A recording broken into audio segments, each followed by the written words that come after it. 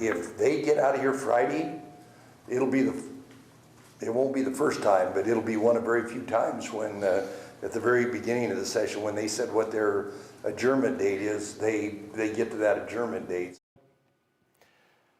Getting to that adjournment date does seem like a whole lot better than just blowing right past it, right? Well, they did say at the beginning of the session, lawmakers wanted to end at the end of March. That was their end date. So we'll see. But before Friday, Idaho lawmakers have a lot of big ticket items to figure out. One of those, funding the option for full-day kindergarten, which has been discussed for years and almost made it through last session. Could this year be the year?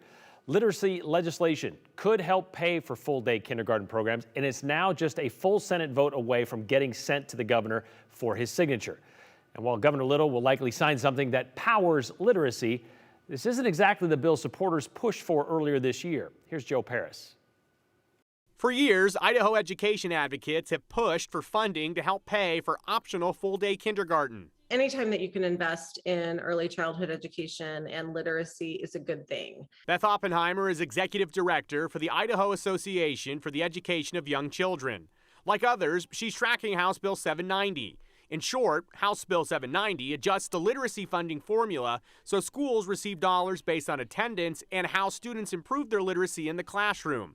With the literacy funds, schools and districts have the option to institute programs that they feel will best benefit the students in their area, like full-day optional kindergarten. This just gives them the ability to use this funding for full-day kindergarten so that they can use the other literacy dollars or other funding that they've been using in different ways. The bill sponsor elaborates for us. School districts have the flexibility to do extended day during the year. They can do summer school, they can do kindergarten, they can do smaller class sizes, they can hire more aides, they could buy curriculum, they could bring the low kids in on Fridays if they're a 4-day week. They have the flexibility to do what they want. In House debate, some lawmakers raised financial and practical concerns, while others pushed back on those notions. This way apparently isn't working, adding more and more money.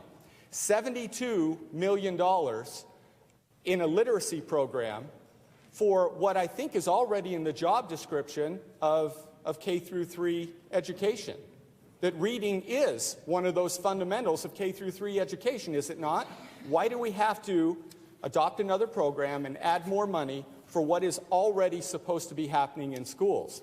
It allows more flexibility in the schools. It allows those teachers to do the things that they think are right in order to help all kids get where they want to be, and that is all of them reading by the end of 3rd grade.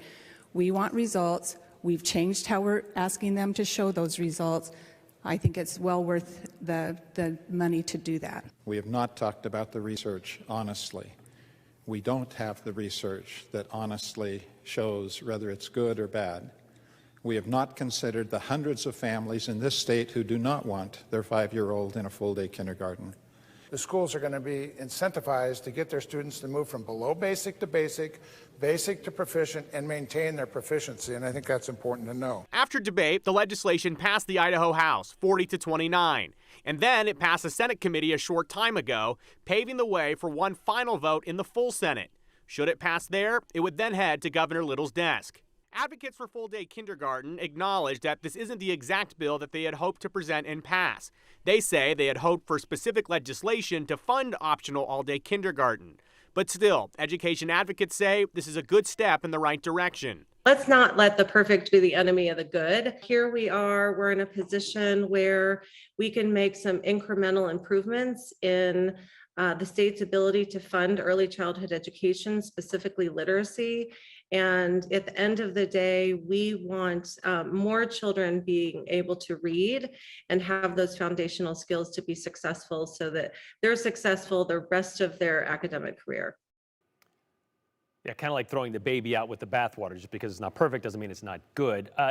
This leads back to this whole optional thing. Kindergarten right now is optional. You don't have to start school till 7. Right. And full-day kindergarten, I assume, would also be optional, which I believe is what the plan is.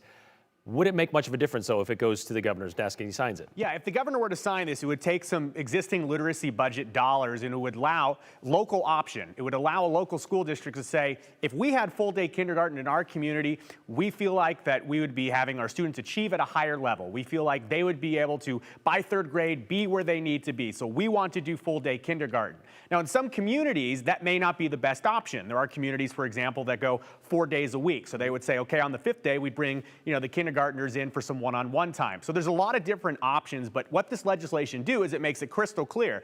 If there's a local school district and school that says we want to fund all day optional kindergarten, we can use this literacy money to do it because it's the best way for our community to make sure that our third graders are at the appropriate level. Now, there's been a lot of confusion and a lot of concern about what COVID did to learning, especially early childhood education. Sure. This is one tool to help address that. All right, so let's see if it kind of jumped through the State House so far. We'll see what the Senate does with it in the near future. Yeah, as soon as maybe tomorrow or the next day. All right, thanks, Joe.